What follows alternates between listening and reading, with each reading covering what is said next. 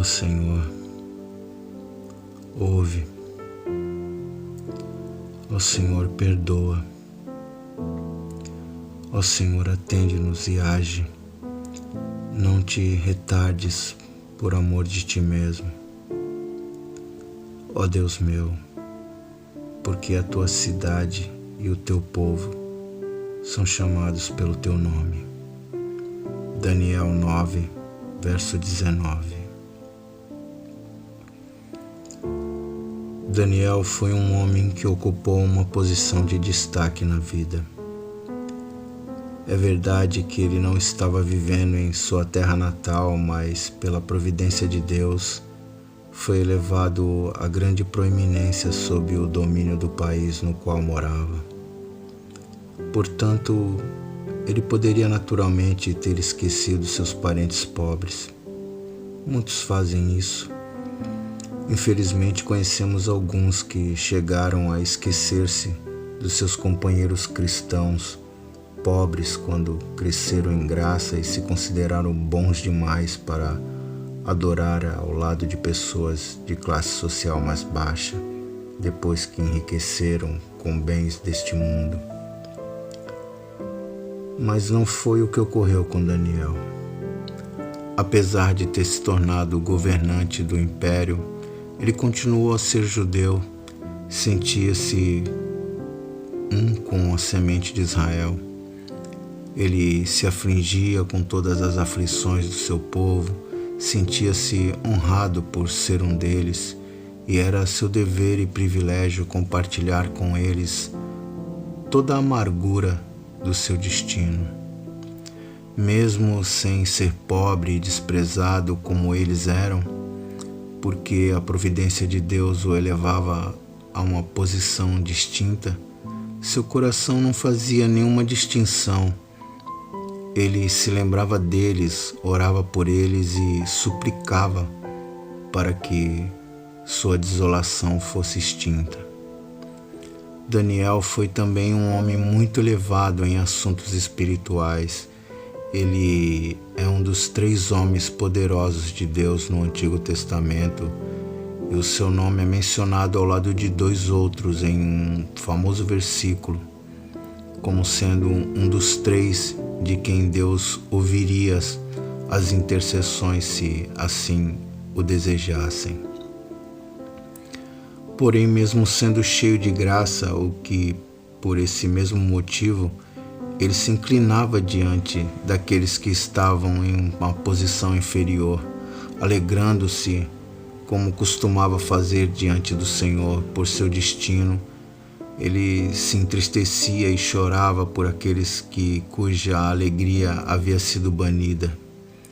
É muito triste ver o cristão que, quando se considera cheio da graça, começa a desprezar seus companheiros. Eles podem ter certeza de que estão cometendo um grande erro quanto aos seus altos conceitos. Mas é muito bom sinal quando o coração de vocês é frutífero e sadio diante de Deus, quando vocês se rebaixam diante daqueles que residiram no pecado, buscam os que estão fracos e trazem de volta os que se afastaram, quando se compadecem dos outros à semelhança do seu mestre. Sendo solidários com os outros, vocês se tornam ricos nas coisas divinas. Daniel mostrou essa compaixão íntima para com seus irmãos mais pobres e menos afortunados na maneira como orava. Ele teria mostrado essa compaixão de outras formas se outras ocasiões surgissem, e sem dúvida a demonstrou, mas dessa vez a maneira mais apropriada de provar sua unidade com eles era tornar-se seu intercessor. O meu objetivo aqui será despertar o povo de Deus, principalmente os membros das igrejas, para que suas orações sejam excessivamente abundantes, que supliquem mais e mais a Deus pela prosperidade da sua igreja e pela expansão do reino do Redentor.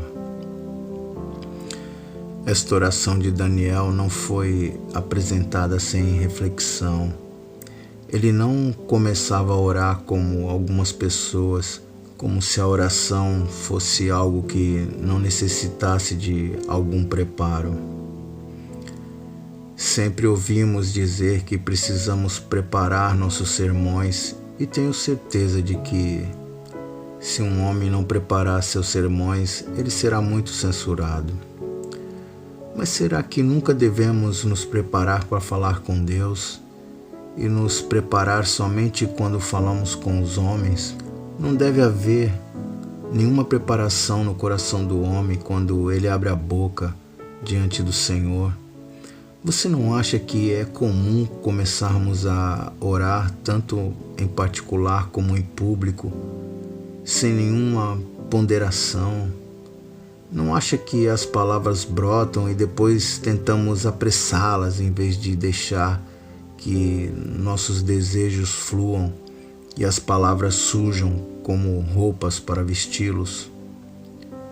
Daniel, ele estudava os livros. Daniel possuía um antigo manuscrito do profeta Jeremias e o leu do começo ao fim. Ao perceber que tais e tais coisas eram faladas, ele orava por elas.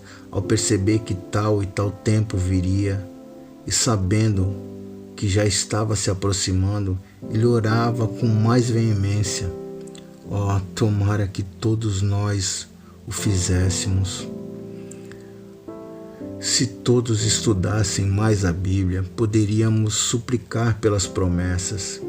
Em geral, somos vitoriosos com Deus quando nos apegamos a Ele e a Sua palavra e dizemos: lembra-te da promessa que fizeste ao teu servo, na qual me tens feito esperar.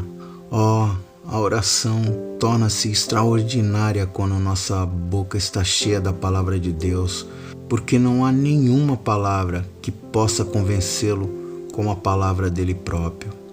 Quando você pede algo a um homem dizendo a ele: você disse que faria tal coisa, você o pega na palavra.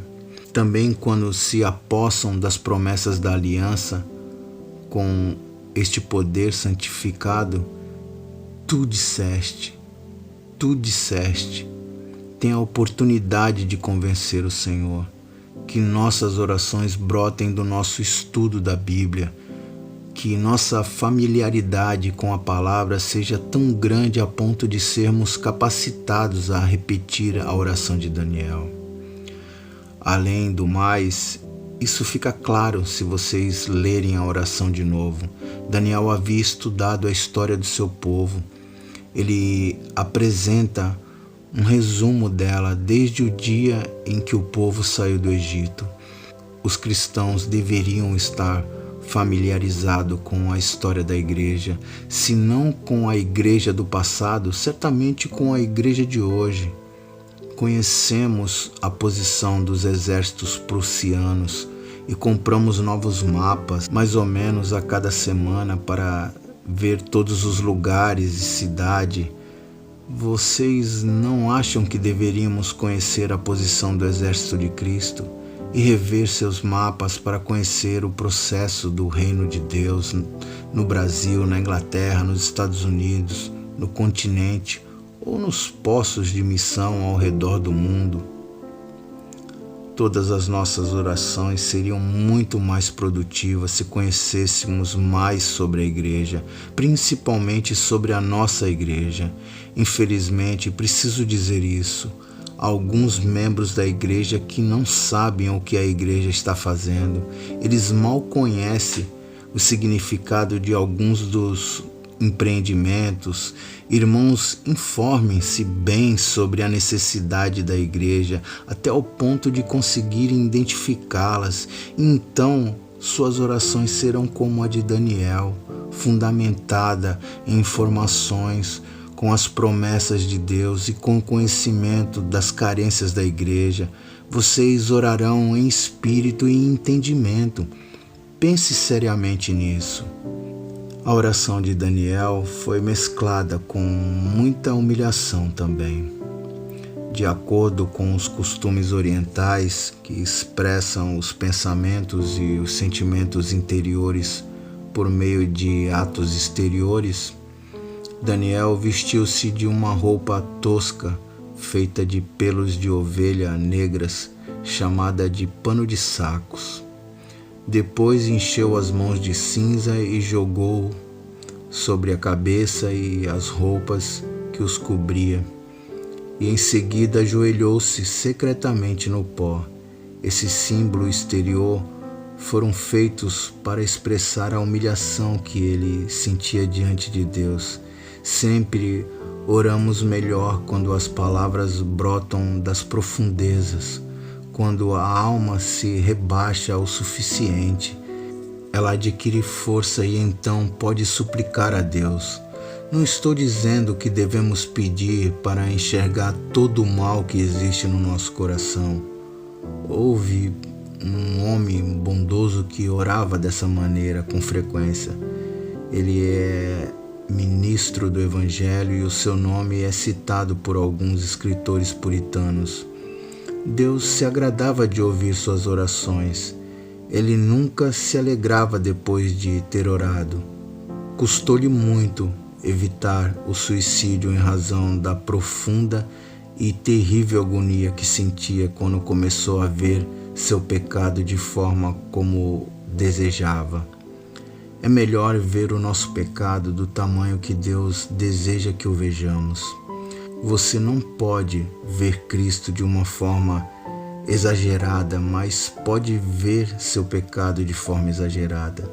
Precisamos ver mais as nossas necessidades maiores, os nossos maiores pecados, porque a oração que sobe mais alto é aquela que vem do lugar mais baixo.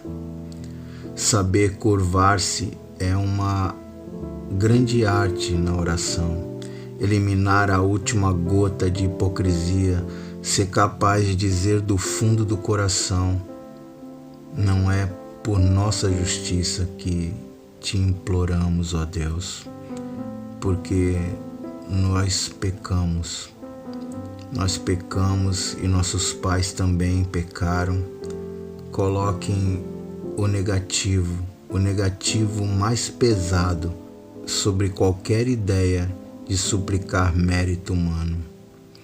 Quando fizerem isso, estarão no caminho certo para proferir uma oração que moverá o braço de Deus e lhe trará a benção. Alguns de vocês não cristãos têm tentado orar, mas sem se curvar. As orações cheias de orgulho batem com a cabeça na verga da porta da misericórdia, mas não conseguem passar pelo portal.